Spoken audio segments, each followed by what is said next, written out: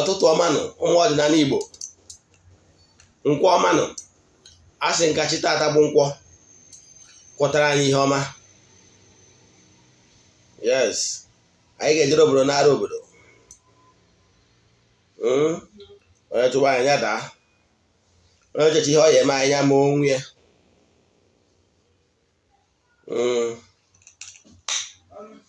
Asị m onye chicha ihe ọ ya eme anyị ya ma onwe ya. Anyị ga-ejere obodo n'ara obodo. Asị m osisi fụrụ anyị na-atụ ufe na ufere ga-amapụrụ ya ọnụ.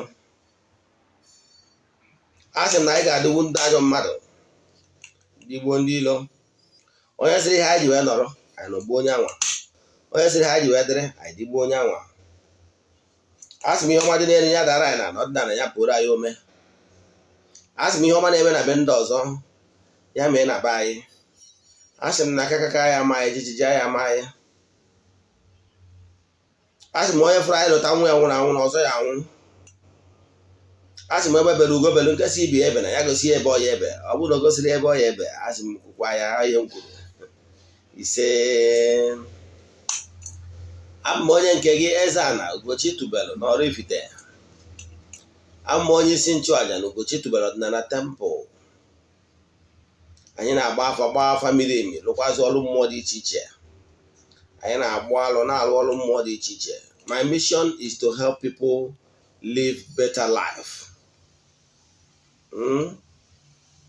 Abụkwadị m onye mgbasa ozi ọdịnala Igbo.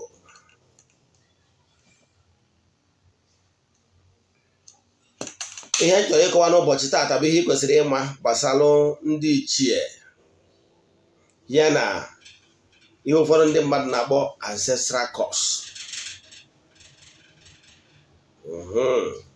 Ọ maka ya ka m ji wee bịa n'ụbọchị taa. Taata bụ nkwọ, ụka nkwọ. Agụgụ ori m ọfọ. Asị m n'ụtụtụ agọcha ọfọ. Ọ mmecha vidiyo a, anyị bụ ndị ana m akwado ije mitin. Ngọcha ọfọ a, afụgo m ọtụtụ ndị mmadụ n'ụtụtụ a. Ngọcha ọfọ ọkụ 2 o'clock ejewe mitin ndị Nze na Ọzọ na oraifite. Anyị nwere mitin taa. Mana ejekọrọ n'ụtụtụ na ụzọ ụtụtụ jee gọọ ọfọ na tempụl n'isi ndị enyi m niile. Gọọ ọfọ n'isi ha n'ofu n'ofu. Gọkwazie ọfọ n'isi ndị niile ndị enyi anyị, ndị na-eje ga njem na ndị nọ n'ụzọ ije. Enwesịrị ndị anyị na-alụ ọrụ mmụọ dị iche iche nọ n'ụzọ ije taa. Ma onye nke na-eje Mexico, ma onye nke na-eje US, ma ndị niile na-eje ego ije. Asị m na unu ga-eje n'udo na ụgwọ anyị akpọ unu. Ndị ọchọngoroko, ndị soro mmụọ gbuo mmadụ, soro mmadụ jee ụnụ akwa na agha afọ ụnụ. Anyị agụgụ ọfọ n'isi ndị dị iche iche, ndị anyị na-achụrụ aja mmụọ dị iche iche, aja ihe ọma, aja mbunye elu. Asị na ọmaka ga-emere unu niile. Denụ ngọkwazie ọfọ n'isi ndị niile na-eburu mmụọ na-apụ apụ anụ, mmụọ anyị ji alụ ọrụ na tempụl. Gọọ ọfọ n'isi ndị enyi m, gọọ ọfọ n'isi ndị niile na-abụ ha na-erecha onyonyo anyị ha tụsara ya ndị ọzọ. Asị na ụnụ ga-adị ka echi n'echi adị agwụ agwụ. Gọkwazie ọfọ n'isi ndị niile setigoro ọdara ọta na-aga ọfọ for 21 days nkwụsị gọba. Kwukwa anyị nwere ike iketa oke na ọfọ na aja niile anyị na-achụ n'Ugochi tubelu ọdịnala tempụl.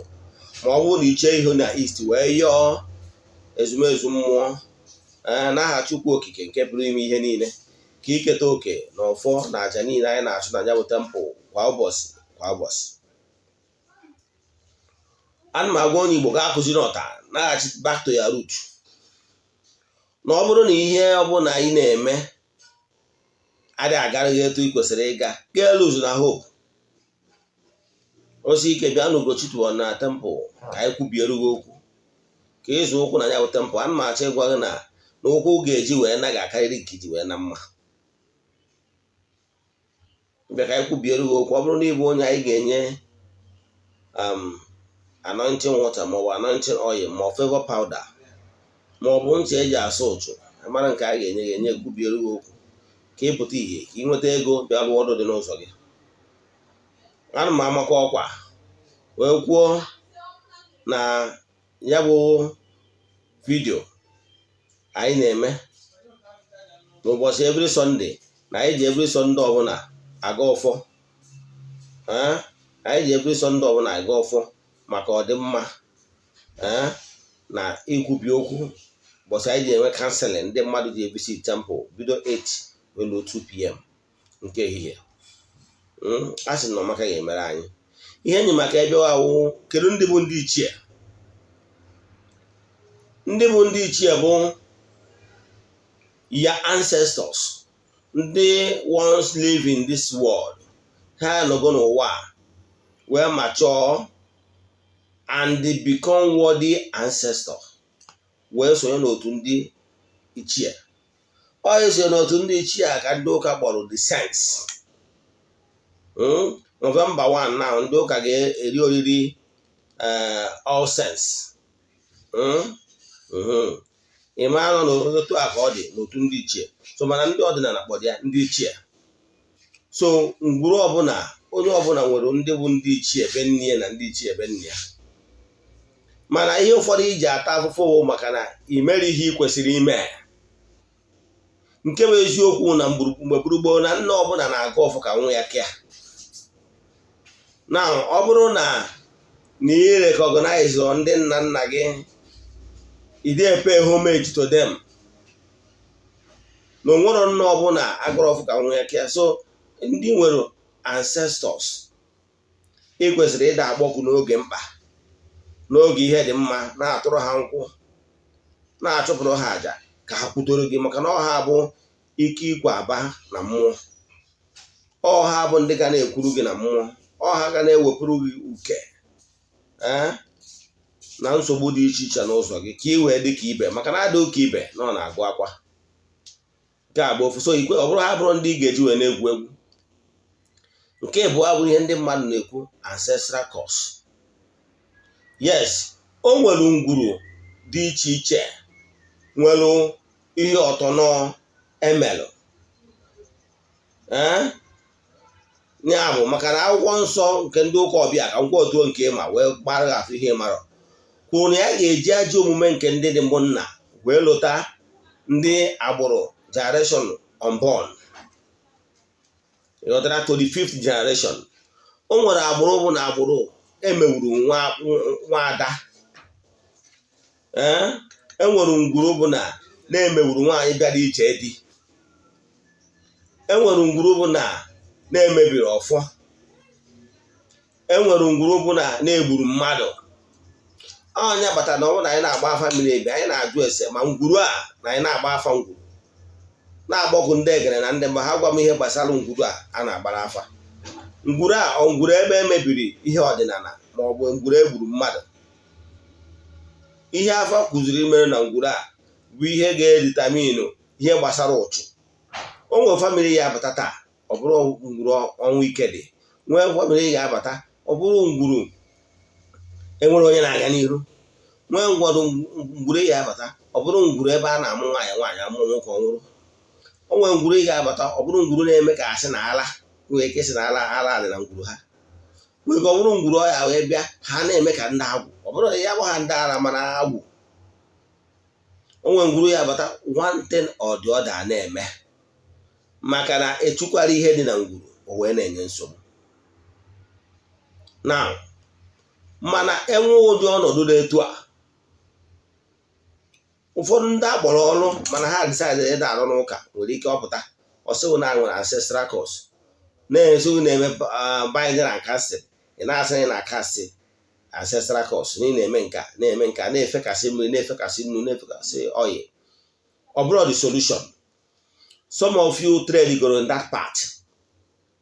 Ụfọdụ eje na-akpọ ndị ọrụ ezinụlọ abịa na ngwuru a na-egbukasị ana, na-awụnye nnu, na-awụnye mmiri, na-awụnye oyi, na-eme nke a na-eme nke ọzọ. Yet ihe na-ebe n'aka na-ebe. Ihe ọ pụtara na that method unu na-use is not the solution. Yes. Ọ bụrụ na ngwuru be nna gị, mana ọ ihe ha family emi, onye ka m ji ekwu maka afa. Ọ ihe ha family emi ya determine ihe ọ bụ. O nwere ngwuru ọ ga-agba, ọ bụrụ na ngwuru emere ihe ọtọ n'ọdụ etu a. Yes. and dị ụtọ na-anọ na agbụrụ ndị na-epretend na ha na-eje ụka. Enwere ike nwee ndị kwe na ndị ekwena n'ihe gbasara ya bụ ọlụ dị na ngwuru. Dị afọ ha ma ekwe ka alụọ ya n'ụdị ọdịnala wee gbujuo ngwuru. Ụmụ ọrụ a na-arụ wee gbujuo ngwuru. Ọ bụrụ ngwuru na-ahụ ọkụ egbujuo ngwuru. Mana dị ụtọ na enwere ike nwee ndị kwe na ndị ekwena. Ihe ị ga-eme bụ ọ bụrụ ya ancestors dịka ndị ụfọdụ ndị agbakwara ọrụ na-arụ n'ụdị ụka si afụta ya. Nke bụ eziokwu na ha amarọ ka ha ga-esi wee tapịa onye ka ha ji asị ya akpọ ya ancestral curse. Ịghọtara ya? Mana nke bụ eziokwu na the reinterpretation bụ na ngwuru na-ahụ ọkụ maka ihi na-emetọrọ nke a maọbụ nke ọzọ. So how will you do it ka igbujuo ana? Now ihe ị ga-eme bụ ọ bụrụ ngwuru na-ahụ ọkụ, ndị maara anyị ya ga-alụ ọrụ dị na ya ewee gbujuo ngwuru na-anụ ọkụ. Mana ọ bụrụ na abịa na ngwuru anwa, ọ bụrụ na ngwuru anwa na enwere ndị na-eje ụka, ihe ọ pụtara na ama enwe harmony. Maka na ụdị ọrụ agba ọrụ a ga-enwerịrị harmony na ngwuru ahụ bifo onwe ike. Ị mara ihe ị ga-eme ha bụ ime ha agbụrụ m gbupụta ha na ya bụ kọsụ anwa, that is ihe mgbu anwa na nsogbu ha. Mana bifo ime nke a, ị ga-ebu ụzọ align onye anwa. Onye a bụrụ onye kwetara na mmụọ ọdịnala. Onye a bụrụ onye kwetalụ n'obi ebere na ya emege na o wutere ya na mmetọ emetọrọ ihe ọdịnala. Onye a amaruchie because n'ọchị bụ ụzọ. Onye ahụ ebido lụwa ọrụ dị n'ụzọ ya, appease the ancestors, mee sacrifice dị iche iche for appeasement, na wee yọzie ha. Na kịta na ya bụ iji maata ahụ onye na-alụ ya bụ Chijioke. Ọ sị na ya bụ taa na ya bụ Chijioke amatago, echigatagokwa ma chigharịa n'ọdịnala to back to his root. Therefore na ya ma etinyezi aka n'imetụ ihe dị na ngwuru. Ha na-ayọzi ka eme ya agbụrụ m hapụzi iji iwe ma ọ bụ afụfụ dịrị ha na ngwuru ahụ maka ihe na-enegharị ihe ọdịnala anya na ama ejizie n'ụbọchị taa wee nata ya. Ọ natago back home. So therefore onye na-ekwubizi okwu bịarie okwu bido n'ụbọchị ahụ, ọma na-eso na-eketazi oke na mpịawa azụ a na-apịawa other family members. Ịghọtara ya? Nke ahụ ofu. Na ihe kpatara ndị mmadụ ji ata ahụfụ, ị na-ata ahụfụ eje na nke onye na-arụ n'ụsọ ụka ọsọ nọ ancestral curse. Ihe ka ọ sụrụ ya bụ iji ata ahụfụ because of your ignorant. Ihe iji ata ahụfụ because you have not come back to your root. Ihe iji ata ahụfụ because you have not done the needful. Eso m na onye jere ụka jee ya nke ọma, oke eriri m eri. Ezuga m na onye a pịawara azụ, pịawa m azụ. Ọ bụrụ mmadụ gwara m chiga back to my root. And ndị mụ na ha so gwara m na once chiga back to my root, na gradually that ha ga-restore all my lost glory, and they are doing it. I want to Eze-Ana Ugochi 12 my man, they are doing it. Whatever I ask I get. Maka na echigatara m n'ọdịnala 100%. Ịghọtara ya? Mmadụ n'ọdịnala bụ ụzọ ndụ. Ichigata n'ụzọ ndụ ọdịnala ya adịkwana ọsịsọ. Ọdịnala abụrụ magic. How long ị ga-anọ ka e wee nwee chi dị mma n'ebe ị nọ dependere how sincere, how open ị dị ga-determine how far you go. Ịdachigakwute ha n'eziokwu na ezi asụsụ, they will help you. Mana ị na-achịkwute ha with aghụghọ, ha na-emekwa gị ihe aghụghọ. So ị ga-eji ezi obi na ezi asụ wee na-achịkwute ha. Gradually ha na-afụ gị n'ihi na emedu ihe niile mere mmebi. Gradually, and nke bụ eziokwu na ọnwụ niile emedu nwa na nwayọ, ha na-ewechighatara ihe niile nwayọ nwayọ. Ọnwụ na-agbachara gị afọ, ọgwụ na-enwere ihe ụzọ ihe ise maọbụ isii ị ga-alụ ijigodo ego ọrụ ha nche. Ọgwụgwọrọ ebu aka ị nwere lụọ. Gradually ma onye na-alụ, nke bụ eziokwu na ị na-alụ ya, ha ga na-ezitere ego ma ihe ejere ụtọpụ ndị ọzọ. Gradually by the time you restore ihe dị n'ụzọ gị, nke bụ eziokwu na gradually ihe ga-eso gị ka ebido restore gbara gị ihe gị. I'm a living witness to that. Ịbụkwana onye nwere obi abụọ, ịbụkwana onye na-eme na nachata n'ọdịnala, mana ọhịa nata n'ọdịnala bụ maka ego ka ị na-achọ. Nke bụ eziokwu na ị na-achịata n'ọdịnala n'obi eziokwu na ezi asụsụ, chọọ ịdị mma align with your ancestors. Ihe ndị ọzọ niile ma ego ma ihe ọma dị iche iche ga-abụchara. Ọ dị ka ihe kwuru n'akwụkwọ Matthew 6:33. Ga-echu aha na eze n'igwe na ihe ọma niile dị na ihe ndị ọzọ niile ga-abụchara. Etu a ka ọ dị n'ọdịnala Igbo. Chọọ ịnachata back to your root. Then ihe ndị ọzọ niile ga-abụchara a ga-etinyere gị. Ịghọtara ya? Ịnachata back to your root. Ịfụ na ihe ndị a niile na-asị na ngwurube nna gị na nke a na-eme na nke a na-eme, ịfụ na asọ gị nwa na onwe gị nwe onye kwetara n'ọdịnala na-achata back to your root, ihe a na-eme na ama eme ga-affect. Ịghọtara ya? Na o nwere ihe dịka ancestral cause. Why ihe agha ji emetụ ndị ụfọdụ ọbụla na ha echegharịbụrụ ma chigharịa back to their root. Ha ka na-aga ka nwa nara akụ nna ya n'iyi. Ha ka na-esonye na-eme casting and binding. And casting and binding will not lead you far because you are making the matter worse. Ka ngwa ihe na-eme. Mgbe ị bịalụ because of your ignorance, you have not done the needful. That's why you are suffering. You have not done anything. So, because of your ignorance, that's why you are suffering. Our God dual forces and my people are suffering because of their ignorance. So that's why you are suffering. Yes. Because you have not done the needful. Iman sana. Inedeman sana. Ika nwere ike inyere aka na-eje eduru nwunye mmadụ. Ika na-eje eduru nwunye mmadụ. Iman ọnụ sana. Ika nwaanyị nọ n'ilo nọ na di. Mana ị na-agba n'ilo. Iman ọnụ sana. Onye chi ịza akpa ya za akpa, onye chi ịza koro ya za koro. Ọ bụrụ mmadụ ịza akpa koro. Ọ bụrụ na di gị asị ọ bụrụ na mmadụ ejighị awa ọkụrụ gị kọrọ n'ebe a ka igbo. No, if it is not working, you leave the marriage. Yes. Mana ime ebu ego nwoke n'isi na-akwụgharị. Pụtara ya? Ị na-eme ihe dị etu ị na-emetọrọ onwe ọtọrọ. That is ọnọdụ ka ị na-ataghị yourself more.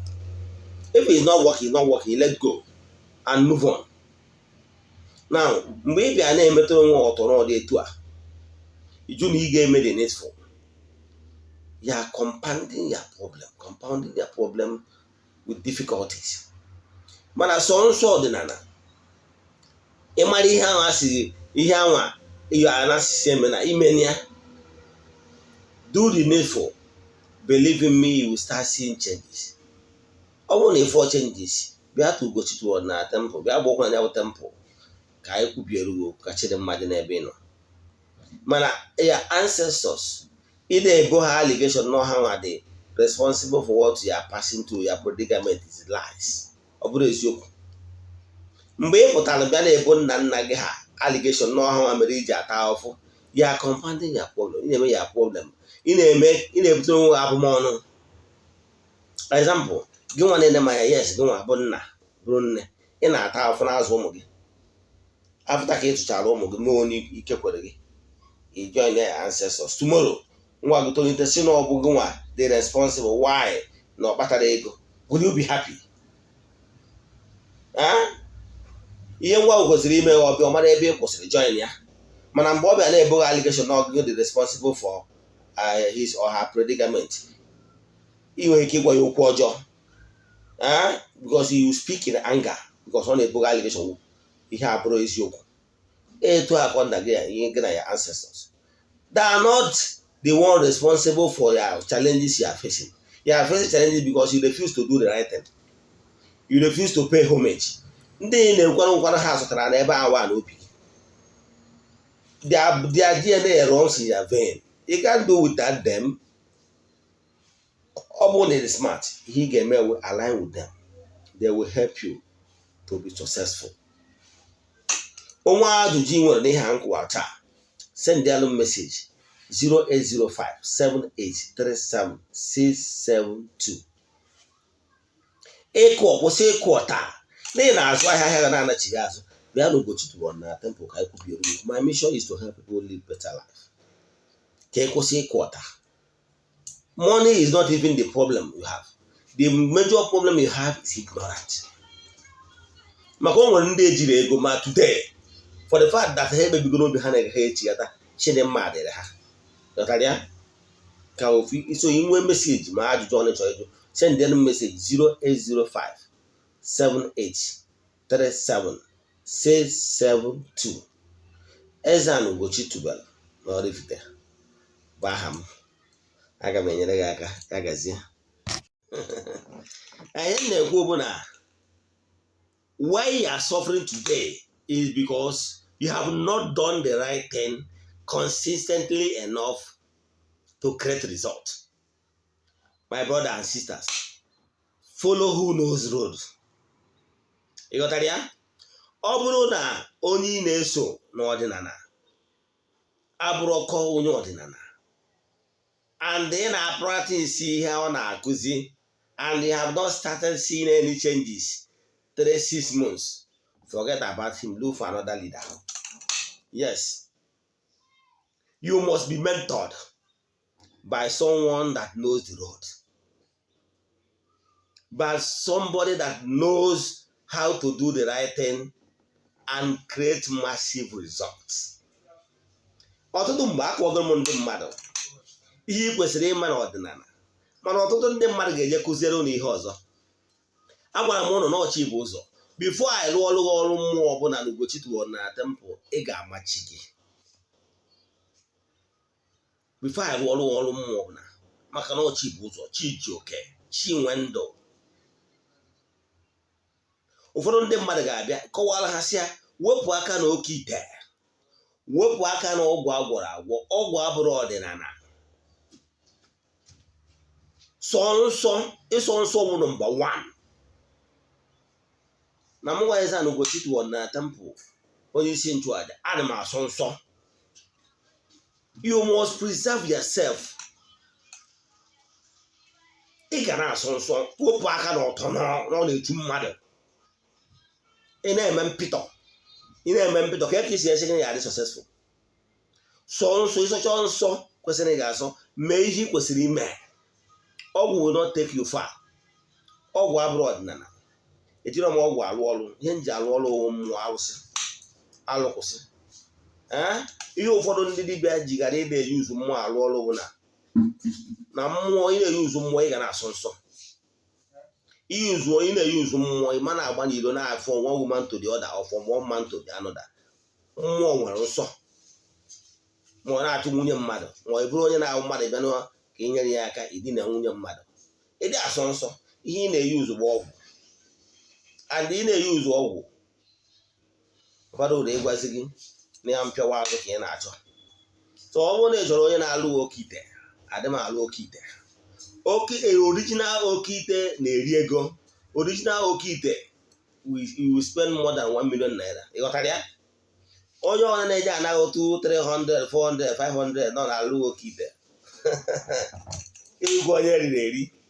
Ghọtara ya? Maka datị na abụrụ oke ite. The men oke ite zuru ezu gara ọnụ, mana ana m achọ ịgwa gị na o nwere so much side effect na onye ma bụ ọgwụ ego. Ghọtara ya? Mana agwara m gị mezie ihe dị n'ụzọ gị